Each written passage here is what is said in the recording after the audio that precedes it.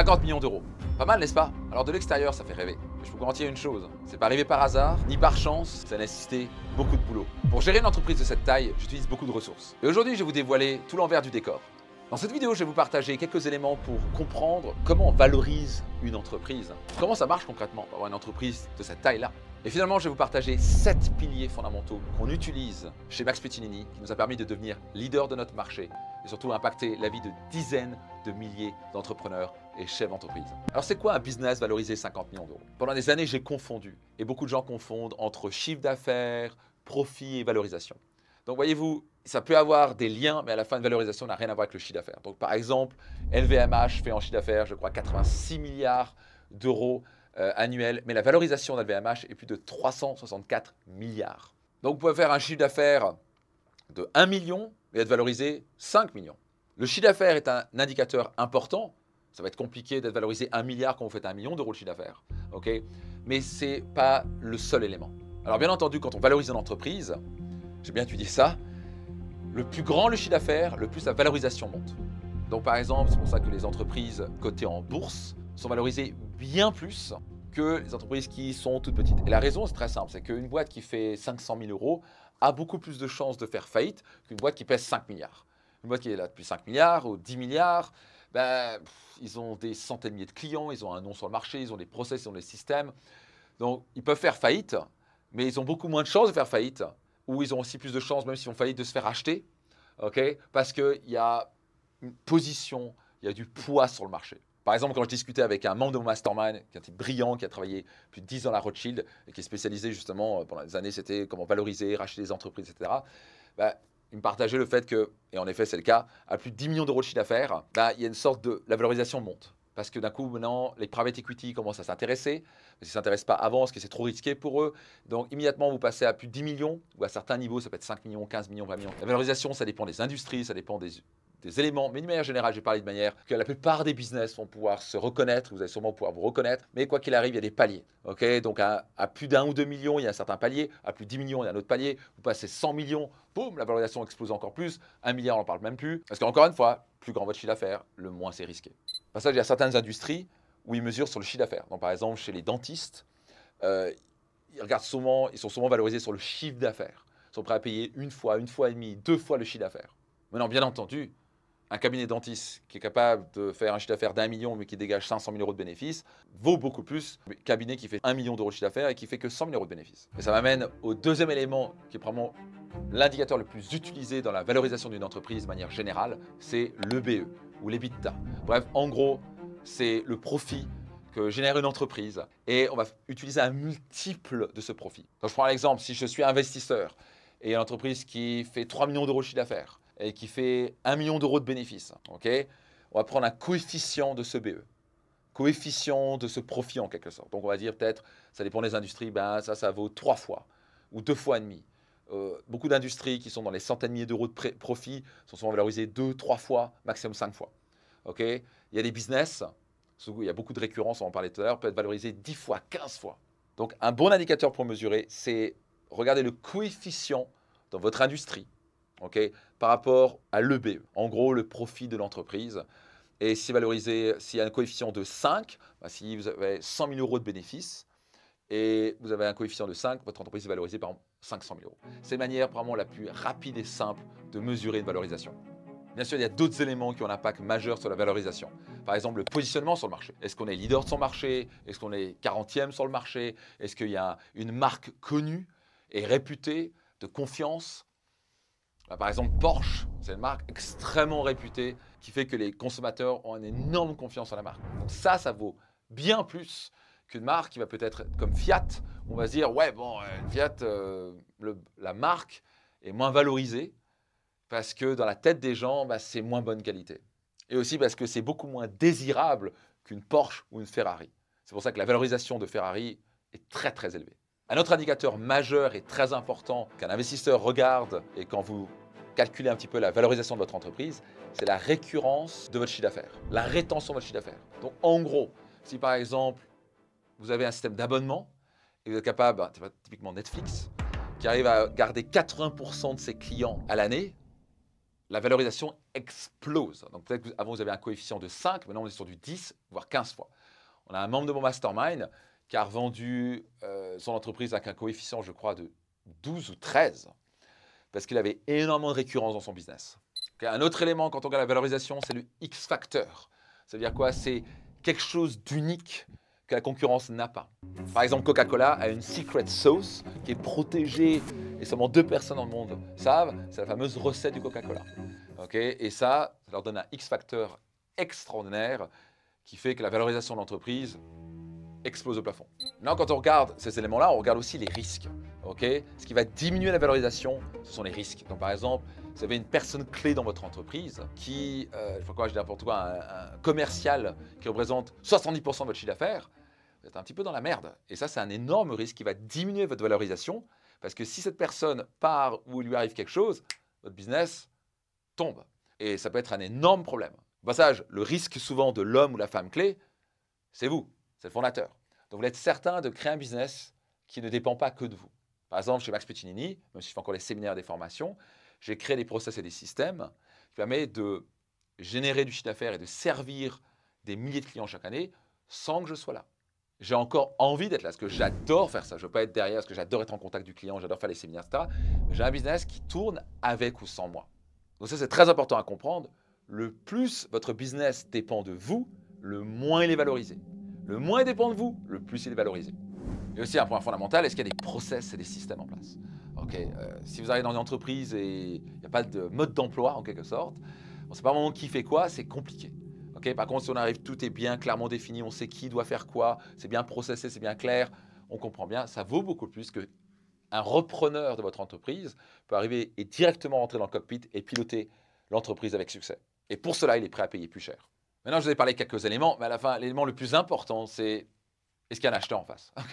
Donc à la fin, on peut parler de valorisation. Est-ce que la valorisation, certains vont dire ça vaut 100 millions, et en fait l'autre ça va dire 200 millions. On voit beaucoup ça dans les startups, des boîtes qui démarrent, ils n'ont pas encore vendu à un seul client, ils sont là valorisés 40 millions. Oui, ok, c'est facile de dire ça.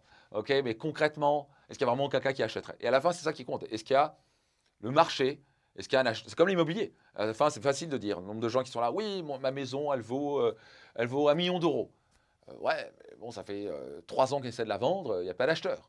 Donc, est-ce que ça vaut vraiment 1 million d'euros? Donc, il y a une partie subjective et après, il y a la réalité du marché. La réalité, c'est quand il y a un acheteur en face qui est prêt à acheter.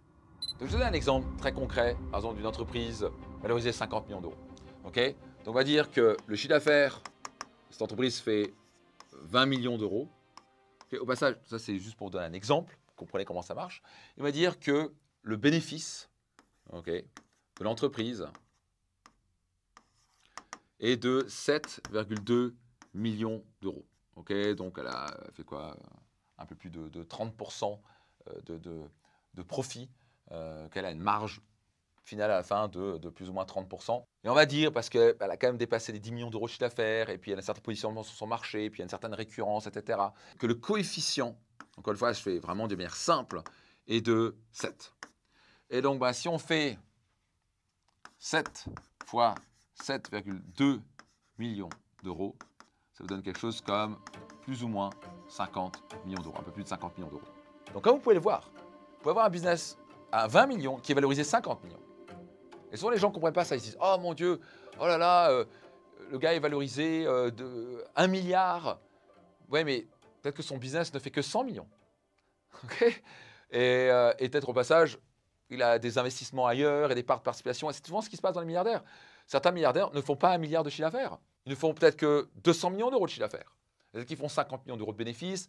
Et puis, ils ont pris des parts dans les autres business qui sont valorisés énormément. Et au total, ils valent 1 milliard.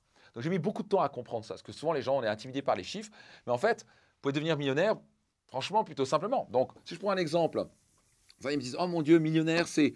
Oh là là, c'est trop loin, etc. » Comme ça, un business, devenir millionnaire, c'est pas si compliqué que ça. Si par exemple, vous avez un business qui fait 1 million d'euros de chiffre d'affaires, ce qui est vraiment pas...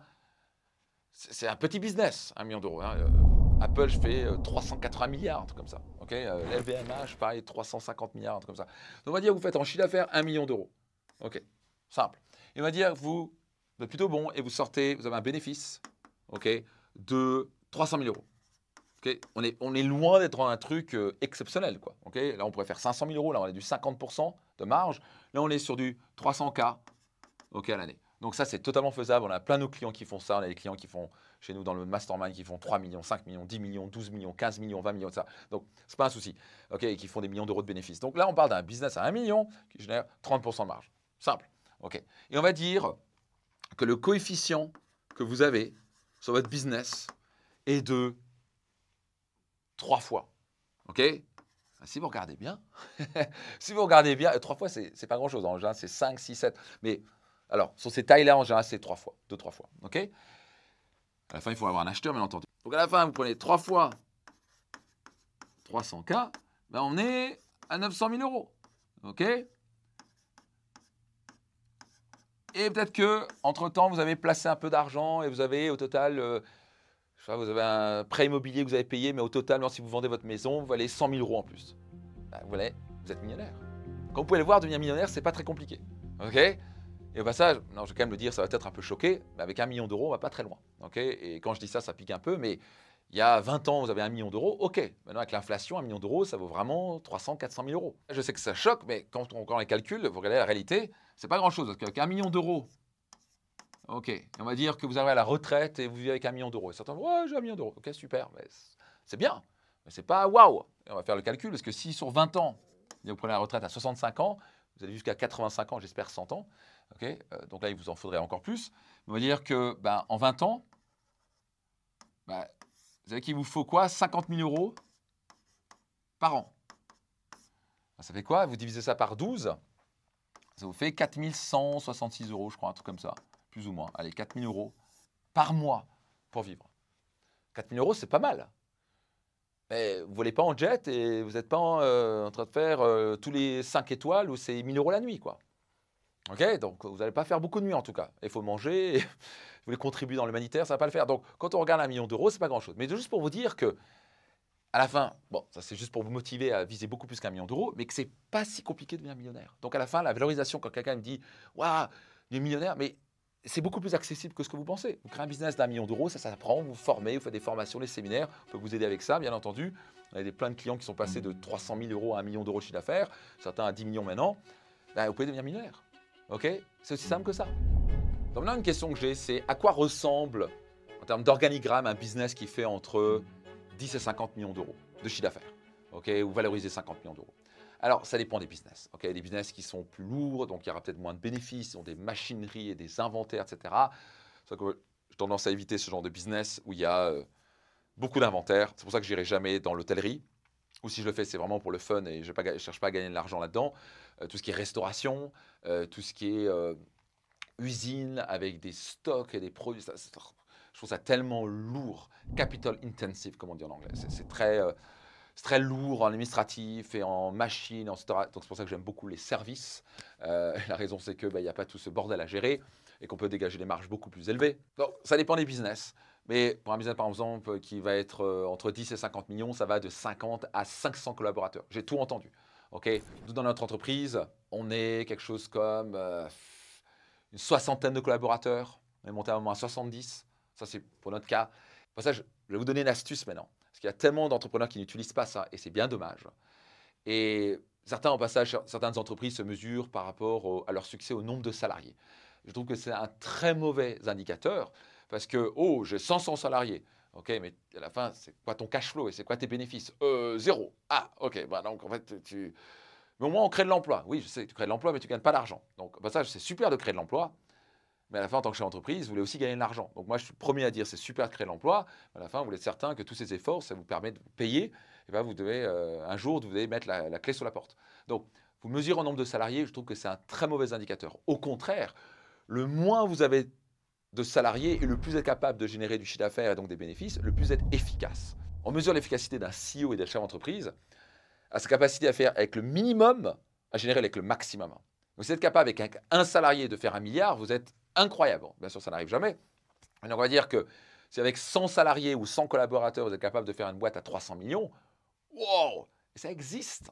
Okay, alors qu'il y a des boîtes qui font peut-être 100 millions et ils ont 10 000 collaborateurs. Ils ne gagnent pas l'argent, c'est très compliqué, c'est une usine à gaz.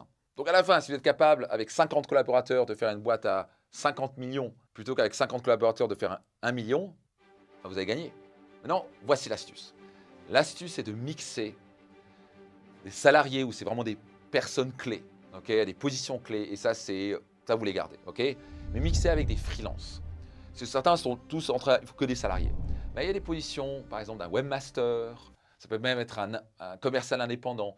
Ben, la position de freelance peut être top. Au lieu d'avoir quelqu'un aussi à plein temps pour tout ce qui est automation et vos systèmes informatiques, vous pouvez avoir une boîte extérieure ou un freelance qui travaille en interne avec vous ou en externe, bref, qui travaille quelques heures par semaine, que vous payez que à l'heure, vous payez qu'à la mission, permet de réduire vos coûts. Et vous avez aussi quelqu'un de très impliqué, parce que quand vous faites appel à un freelance, vous êtes son client. Donc, il vous traite comme un client et il va se défoncer. Donc, nous, on travaille avec plusieurs freelances qui font un boulot extraordinaire, sur qui on peut compter, qui sont incroyablement efficaces, et leur relation est totalement différente. Et ça nous permet d'avoir une entreprise beaucoup plus efficace sur le plan financier. Alors aussi, j'ai une question, c'est avec une boîte comme ça, tu vas travailler 24 heures sur 24. Ben, c'est totalement paradoxal. Bizarrement, je travaille moins que quand j'avais une boîte à 2-3 millions. Ben, ça, une des positions les plus difficiles pour l'entrepreneur, c'est les 2-3 millions. Parce qu'à 2-3 millions, c'est compliqué de se payer les meilleurs. On doit, pour passer au niveau supérieur, investir et progresser. C'est souvent là où les marges se réduisent. Mais on ne peut pas se payer les meilleurs, donc c'est un peu le chat qui se mord la queue. Donc là, on doit être extrêmement efficace au niveau marketing. On va peut-être réduire nos coûts, dégager plus de marge d'argent, pouvoir croître, passer le cap supérieur à peut-être 4, 5, 6 millions.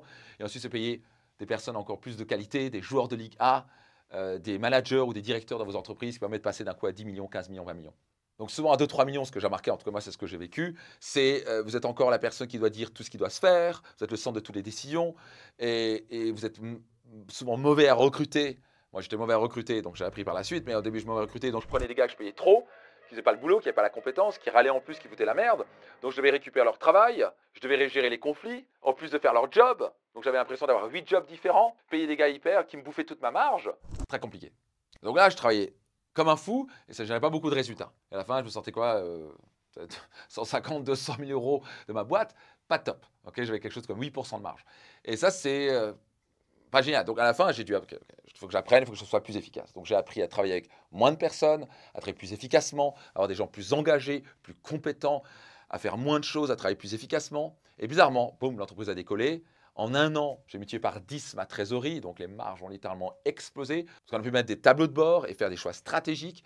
Et à la fin, je me suis retrouvé dans une situation, avec les années, à travailler en fait moins, avoir toutes mes soirées avec mes enfants, alors, les week-ends avec ma famille, samedi, dimanche, sauf quand je fais des séminaires, des formations, parce que j'aime ça. Et réellement, de trouver une position, si je voulais travailler 10 heures par semaine, je le pourrais. Et j'aurais une entreprise extrêmement rentable. Ça, c'est une position extraordinaire. Et c'est complètement paradoxal, parce qu'on croit que le plus l'entreprise grandit, le plus il faut travailler. Ben, souvent, vous allez vous rendre compte que c'est l'inverse. Si vous demandez à Jeff Bezos s'il travaille plus maintenant que quand il était une start-up, il va vous dire clairement, je travaille beaucoup moins maintenant que quand j'étais une start-up. Quand il était une start-up, c'était 24 heures sur 24, j'exagère, mais 7 jours sur 7, il dormait 5-6 heures et c'était non-stop. Maintenant, il est là, il travaille 8 heures par jour, il a le temps de réfléchir. En fait, il n'a pas besoin de faire quoi que ce soit au niveau opérationnel. Et ça, c'est le mot-clé. Souvent, quand on a une petite boîte, le patron fait tout l'opérationnel. Okay, il est au four et au moulin. Et quand vous êtes dans cette position-là, vous ne pouvez pas croître. Et donc, vous devez apprendre à vous libérer de l'opérationnel, à vous focaliser sur les tâches et les actions les plus productives qui vont gérer le maximum de résultats pour l'entreprise. Et quand vous faites ça, bizarrement, vous pouvez réduire votre temps de travail de 20 à 30%, avoir du temps pour votre famille, permettre de vous ressourcer, faire du sport, vous êtes plus efficace, votre cerveau marche mieux et gagner beaucoup plus d'argent. Et ça vient parce que vous avez recruté les bonnes personnes, vous avez les bons process. Bref, je vais vous parler dans un instant des 7 piliers que nous on utilise chez Max Piccinini, qui nous a permis en tout cas de devenir leader de notre marché et vraiment d'avoir un succès assez important et surtout d'impacter la vie de dizaines de milliers de chefs d'entreprise et entrepreneurs. Et maintenant, si je dois dessiner un organigramme simplifié d'une boîte de cette taille, ok, c'est pas très compliqué. Ça ressemble à beaucoup d'entreprises. En gros, dans votre entreprise, vous êtes le CEO, okay, le directeur, si vous voulez, le patron, okay, et vous avez bien sûr un pôle, quoi, marketing, okay. C'est un pôle marketing, et là-dedans, bien sûr, il faut quelqu'un responsable de ce pôle-là. Donc, ça peut être un responsable marketing, comme ça peut être un directeur marketing. Donc, au début, ne prenez pas un directeur marketing quand vous avez une boîte de 1 ou 2 millions. Okay, vous pouvez prendre un responsable marketing. Mais donc, ce pôle-là, il va y avoir un responsable. Le secret ici, c'est que vous êtes responsable du résultat final et chacun doit être responsable très important, c'est responsable. Souvent, une entreprise ne grandit pas et un patron est bloqué à 1, 2, 3, 4 millions parce qu'il essaie d'être le patron de tout et dit à tout le monde ce qu'il doit faire. Ça va être compliqué. Donc à la fin, vous devez apprendre à mettre des responsables par pôle. Ok? Donc il y a le pôle marketing, il y a le pôle quoi? Commercial. Ok? Il doit y avoir un responsable commercial au début. Ok? Ça peut être au début un commercial. Puis après, il y a 3 commerciaux. Après, il y a 10 commerciaux. Après, on va mettre un directeur commercial. Ok? Donc forcément, quand on atteint une boîte à 10, 15, 20 millions de chiffre d'affaires, 50 millions de chiffre d'affaires, il y a un directeur marketing, il y a un directeur commercial, etc. Ok? Qu'est-ce qu'on va avoir? On peut avoir le service client. Ok? Le service client, il doit avoir un responsable. Qui est le responsable au service client? Ok? Ça, c'est... Alors au début, forcément, quand vous avez une boîte qui fait 100 000 euros de chiffre d'affaires, vous faites tout. En vrai, vous êtes au marketing, à la vente, vous faites tout. Et c'est ça qui bloque. Et à un moment, il faut commencer à se libérer. Et la première chose à libérer, c'est les services clients et bien sûr les parties administratives. Ok? La partie admin. Donc, la première chose que j'ai déléguée, c'est le service client et l'administratif. Numéro 1, parce que je n'aimais pas faire ça. 2, parce que ce n'est pas ma zone de génie. Et 3, parce que ce n'était pas là qui apportait... C'est pas là où j'apportais le maximum à l'entreprise. Donc, si je dois, comme on a quelqu'un, première chose à faire, si vous avez une petite entreprise, c'est prenez une assistante de direction ou une assistante administrative, ok, vous voulez absolument déléguer. Et bien sûr, une autre chose que vous voulez absolument déléguer, que j'ai délégué immédiatement, parce que je n'aimais pas faire ça, ok, c'est bien sûr la comptabilité, ok, fondamentale de la faire, mais vous devez la déléguer. Donc, il y a ce pôle comptable, si vous n'avez pas votre compta à jour, vous allez avoir un problème. Okay, vous allez même payer des amendes, etc. Et au passage, pas seulement pour l'État pour avoir un bilan, vous voulez faire pour vous pour comprendre vraiment ce qui se passe dans votre entreprise. Donc là, au début, c'est un pôle comptable pour déposer son bilan, et par la suite, il évolue en pôle plutôt finance.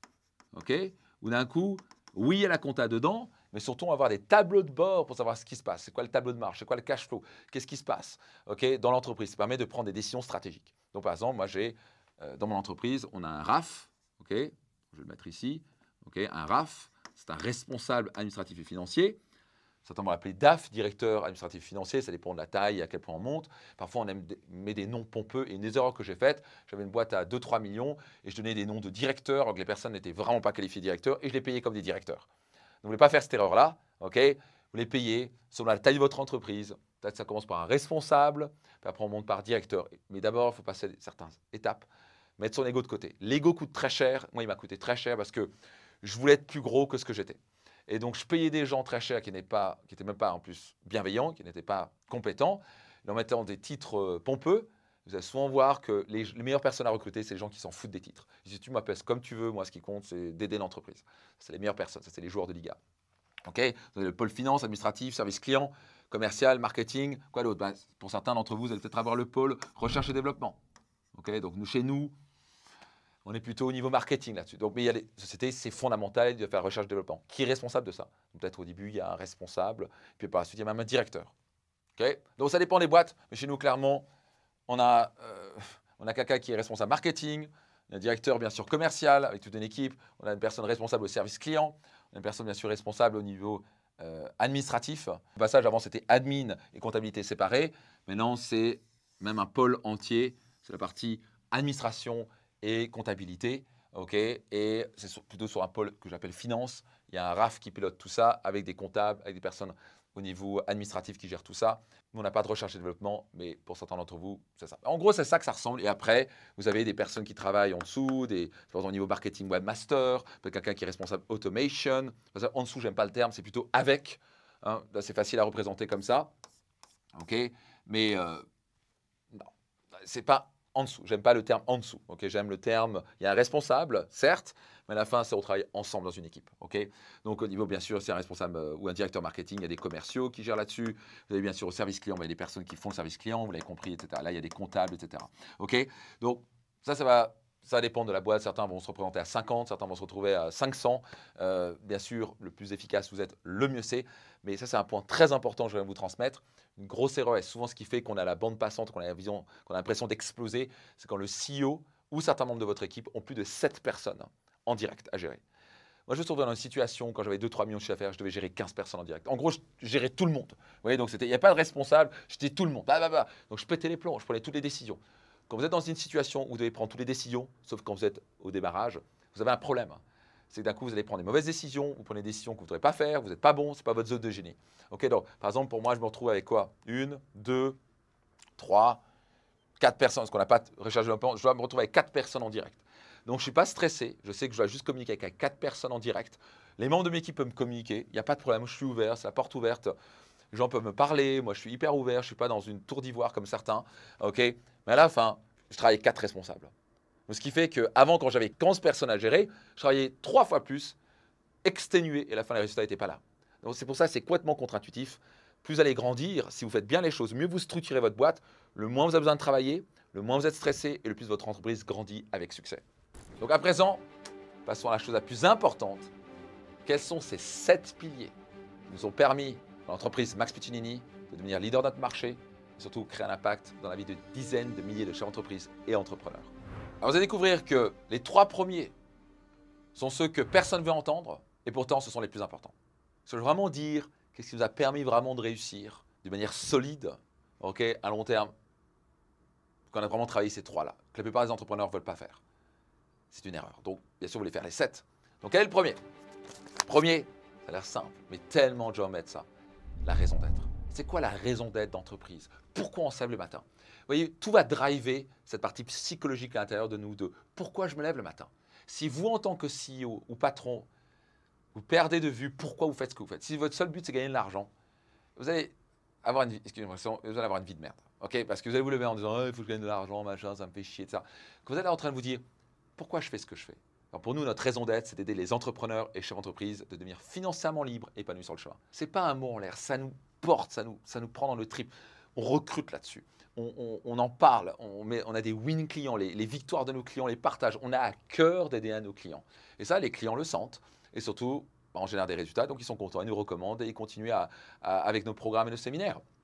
Et donc, cette raison d'être nous porte. C'est un peu le fuel de l'énergie. Vous voyez, c'est cette énergie qui nous porte vers l'avant, qui libère la créativité, qui libère l'esprit entrepreneurial, qui fait que aussi vos clients vont vous choisir vous et continuer à vous choisir vous parce qu'ils sentent cette énergie chez vous qui n'est pas juste logique et rationnelle. Vous n'êtes pas juste une entreprise pour gagner de l'argent. C'est une entreprise qui a vraiment un cœur de vous aider.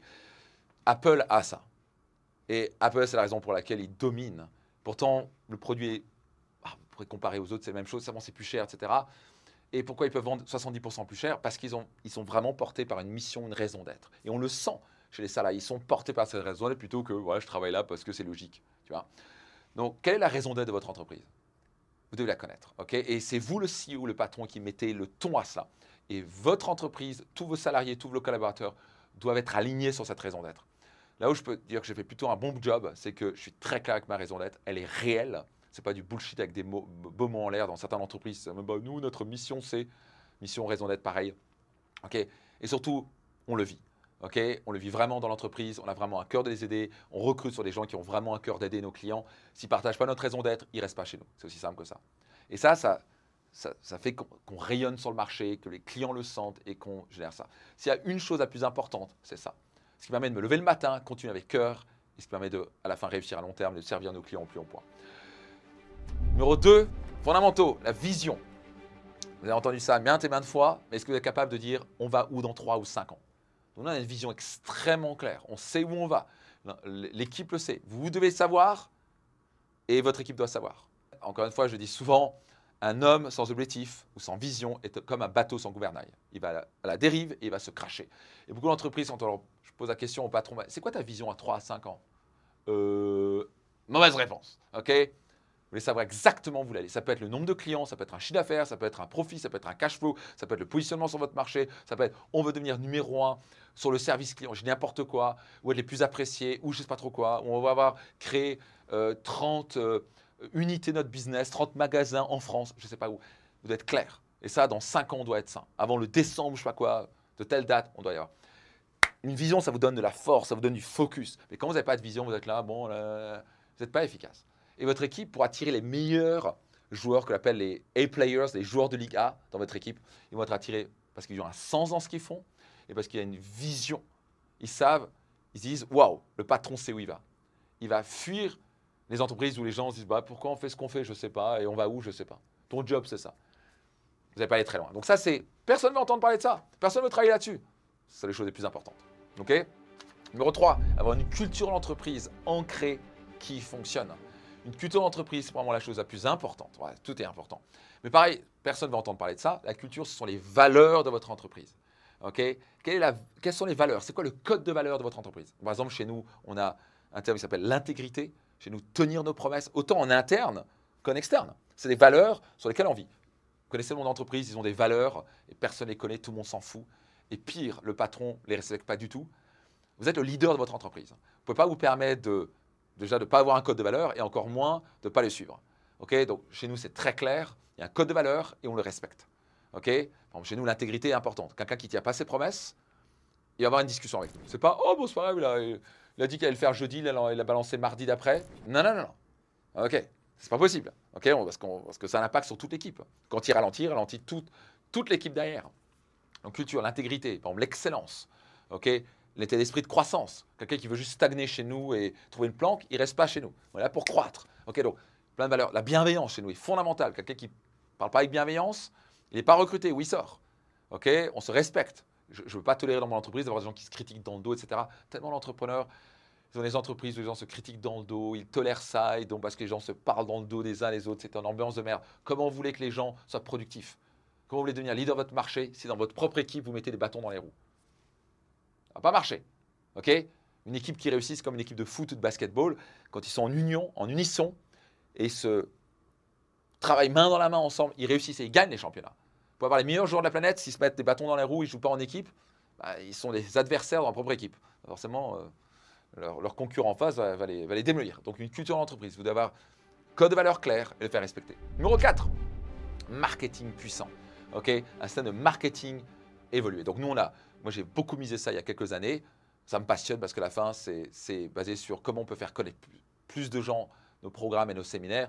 Et à la fin, bah, plus je suis bon en marketing, le plus on est bon en marketing, le plus on impacte des vies. Et un peu très basé sur la psychologie, donc j'adore la psychologie de l'impersonnel, le marketing. Très simple, vous pouvez avoir le meilleur produit du monde. Si vous n'avez pas marketé, vous ne savez pas le vendre, vous allez rester pauvre et vous allez aider surtout personne. Moi, ce qui compte, ce n'est pas le montant d'argent que je gagne, même si c'est très bien d'en gagner. L'important, c'est combien de vies on a pu impacter. Et pour cela, on doit apprendre à marketer et vendre. Okay? Donc si vous voulez vraiment impacter positivement le monde, vous devez être un as en marketing. Pas forcément vous connaître tout en marketing, mais vous devez quand même, n'importe quel CEO doit comprendre le marketing et doit être un très bon marketeur. Steve Jobs est un très fort marketeur. Okay? Bill Gates, a l'air de rien, très fort marketeur. Warren Buffett, a l'air de rien, est un très bon marketeur. Il sait se vendre, à chaque fois il se vend. Il vend Coca-Cola ou là il départ. Okay? Vous devez apprendre à vous marketer et vendre. Okay? Vous devez être le meilleur marketeur de votre entreprise. Okay? Fondamental, vous avez misé dessus. Donc, bien sûr, recruter des gens en marketing au top, mais vous formez aussi en marketing pour aller trouver les meilleures stratégies possibles. Moi, j'ai investi des centaines de milliers d'euros en marketing parce qu'à chaque fois, j'avais une stratégie, boum, mon business a pu faire x3, x4. Très important. Numéro 5, bien sûr, team. Avoir une équipe de joueurs de Ligue A, des A-players. Okay? Vous ne pourrez pas scaler, devenir leader de votre marché, avoir des marges exceptionnelles, et avoir un business qui grandit, et avoir une valorisation importante si votre équipe, excusez-moi l'expression, est à chier. Si votre équipe est là, ben c'est simple, si vous prenez une équipe de foot, okay, et vous avez des gens qui sont là en retard à l'entraînement, qui ne viennent pas à l'entraînement, qui râlent, bon allez, on va faire un suicide, je sais pas quoi, on va faire des allers-retours, là, bon on le fait au minimum, qui veulent rien foutre, ça ne va pas le faire. Ben, c'est la même chose dans les entreprises, il y a des gens qui viennent main dans les poches, en retard, je m'en fous, qui critiquent, c'est jamais ma faute, qui ne prennent pas la responsabilité, et surtout qui ne sont pas compétents. Donc, il doit avoir une top attitude, capable de se remettre en question, d'avoir cette attitude de gagnant, et surtout, il veut la progresser, il veut l'apprendre, et surtout, il doit avoir la compétence. Et s'ils ne l'ont pas, ils se démerdent pour l'avoir. Okay? Donc, moi, ce qui fait la différence dans notre entreprise, c'est qu'on a aussi une super équipe. Et mon Dieu, ça a été douloureux parce que nombre de fois, je l'ai appris par la douleur. J'ai recruté des mauvais éléments qui m'ont coûté très cher, que j'ai gardé trop longtemps. Il n'y a rien de pire que recruter des mauvaises personnes qui ne sont pas compétents ni bienveillants, que vous gardez trop longtemps, que vous payez trop cher. J'ai failli faire faillite parce que j'ai fait cette erreur-là. Okay? Donc, à la fin, le succès de l'entreprise Max Piccinini, c'est aussi la team Max Piccinini et j'ai des collaborateurs extraordinaires que je remercie et qui font un super boulot et qui, ensemble, sont capables d'accomplir des choses incroyables. Et surtout, ce qui compte pour nous, c'est notre raison d'être, d'impacter la vie de dizaines de milliers d'entrepreneurs et chefs d'entreprise chaque année. Donc, team, ça c'est fondamental. Okay? Si vous n'avez pas une dream team, vous n'allez pas réussir. Vous avez des joueurs de Ligue B et C. Vous allez soit faire faillite, soit vous allez passer votre temps à travailler comme un fou, à récupérer leur travail, à être frustré constamment, vous allez avoir des conflits dans l'entreprise, vous n'êtes pas efficace. Très important. Okay? Donc ça, vous devez apprendre à bien recruter et mettre une culture en place de communication et avoir un système pour vraiment qu'ils apprennent à mieux collaborer ensemble et ce qui fait que ça fonctionne. Et ça nous amène au point numéro 6, qui est les process et les systèmes. Vraiment, un des éléments qui nous a permis de vraiment passer un cap supérieur, c'est le jour où on a mis des process et des systèmes. On a commencé à chaque fois, on perdait un temps fou de dire non, cette page de capture, il faut faire comme ça, et tu as oublié ceci, tu as oublié le timer, tu as oublié ceci, tu as oublié l'email là. Et en fait, on perdait énormément de temps, moi compris, à constamment répéter la même chose. Le jour où on a mis des process en place, on a juste dit voici comment ça marche, voici comment une page fonctionne, voici comment un tunnel marche, voici au moment où les gens achètent, voici ce qu'on délivre. Et au moment où on a mis le process, le niveau de stress a été divisé par littéralement 5. Le niveau de productivité a explosé au plafond et on a pu scaler. Parce que le passer son temps à répéter constamment les mêmes choses, les mêmes tâches, et à faire des erreurs, et après perdre le temps pour récupérer l'erreur, on a les process, on a juste à suivre clairement les choses. Et donc on gagne en efficacité, et on a pu croître. Ce qui a permis d'avoir un certain succès. Et puis encore une fois, je trouve qu'on n'est qu'au début. Encore une fois, quand on parle de succès, c'est un petit succès. Je dis ça humblement parce que quand on compare ça à des boîtes qui pèsent des milliards, ok, donc soyons humbles et ce ne sont jamais d'apprendre et progresser. Ok, process. Ok, vous voulez avoir une entreprise qui peut scaler, vous pouvez dormir sur les deux oreilles et où la valorisation de l'entreprise explose, monte au plafond, c'est les process aussi. Ok, quand vous avez des process au top, que ce soit marketing, que ce soit des process comptables, des process de livraison, la valorisation de votre entreprise explose parce que si on doit racheter votre business un jour, il y a le mode d'emploi, on sait ce qui doit se passer. Okay, et finalement, numéro 7, vraiment le plus important, c'est l'état d'esprit de croissance. Okay, ça, c'est lié à une de nos valeurs, c'est que l'entreprise et l'équipe a vraiment un état d'esprit de croître. En tout cas, moi, je cherche constamment à croître. Et je vois beaucoup d'entrepreneurs, ils atteignent un certain chiffre d'affaires, par exemple 2 millions d'euros de chiffre d'affaires. Ils disent « Oh, c'est bon, je peux perdre, je me sors mes 500 000 euros de bénéfices par an, je ne sais pas trop quoi. » Bon, ils se font exposés en impôts parce qu'ils n'ont pas fait appel au niveau fiscal à bien faire les choses. Mais ils sont là et puis maintenant, ils sont pépères parce qu'ils ont atteint leur plafond de verre. Ils se disent « C'est bon, je ne vaux plus rien. » Et au moment où ils commencent à se relaxer, et relaxer, ce n'est pas un problème, mais le fait de commencer à négliger les choses, ils sont déjà en descente. Et c'est ce qui se passe souvent. Et je dis souvent à les entrepreneurs, est-ce que ça vous arrive d'avoir cet effet de yo-yo? Oh mon Dieu, je gagne plus d'argent, il faut que je remonte. Ah non, c'est bon, je gagne de l'argent, je peux me reposer là, puis redescendre. Ils font des va-et-vient. Et ça les tue. Et à un moment, ils n'en peuvent plus de faire des va-et-vient. Oh, je gagnais 500 000 euros l'année dernière, maintenant je gagne que 100 000. Et maintenant, je repars, je retravaille. C'est tout est basé sur leur travail. Ils ne sont pas basés sur les process des systèmes. Ils n'ont pas respecté ça. Ils n'ont pas de raison d'être clairs. Ils n'ont pas une vision claire. Ils n'ont pas une culture. Ils n'ont pas de marketing puissant. Ils n'ont pas une team sur qui ils peuvent se reposer, qui sont top. Ils n'ont pas de process. Tout est basé sur eux. Et donc, quand ils bossent comme des fous, ça repart. Quand ils bossent plus, ça retombe. Et ça pose un problème. Et surtout, ils n'ont pas un état d'esprit de croissance où, à chaque fois, si vous êtes dans la mécanique de toujours progresser, devenir meilleur, pas forcément dans un but pour impressionner la galerie, mais juste parce que le bonheur, c'est dans la croissance. Et parce qu'à la fin, je crois que la plus belle chose qu'on puisse s'offrir à soi-même, pour se regarder dans le miroir et se dire « Est-ce que je suis fier de ce que je vois en face de moi ?» Et si vous êtes capable de vous dire « Je suis fier de ce que je vois en face de moi », vous êtes une personne très riche intérieurement. Donc, une entreprise qui est valorisée 50 millions d'euros, ou 100 millions d'euros, ou 1 milliard d'euros, ne se fait pas du jour au lendemain. Comment on fait ça? Graduellement, petite victoire après petite victoire. Moi, j'aurais jamais pensé à faire ça. C'est juste venu petite clé, une petite formation que j'ai faite où j'ai pris un petit déclic, ou un livre que j'ai lu. Et puis d'un coup, le plus important, les mentors, les masterminds que j'ai fait, où j'ai pu faire des sauts quantiques, des sauts de géants, des pas de géants de progrès, parce que j'ai appris à gagner un temps précieux de gens qui avaient 20-30 ans d'expérience, qui me donnaient leurs clés, leurs secrets, que je pouvais déployer immédiatement. Donc clairement, sans mentor, je ne serais pas là où je serais. Tout ce succès-là, je le dois à mes mentors et je les remercie chaque jour. C'est eux qui m'ont permis d'apprendre ces secrets, ces clés, ces stratégies, même d'avoir l'entreprise que j'ai aujourd'hui. Et je trouve que je suis qu'au début. Maintenant, pour finir, je vais vous donner une chose importante. Ce n'est pas la destination qui compte, c'est le chemin. Et c'est vraiment sincère. Parce que quoi que ce soit ce que vous allez gagner ou la valorisation de votre entreprise, ce n'est pas ce niveau-là qui va vous rendre heureux. Okay, ça va vous rendre heureux 3 jours, 1 semaine. Parce qu'une fois que vous l'avez atteint, vous l'avez atteint.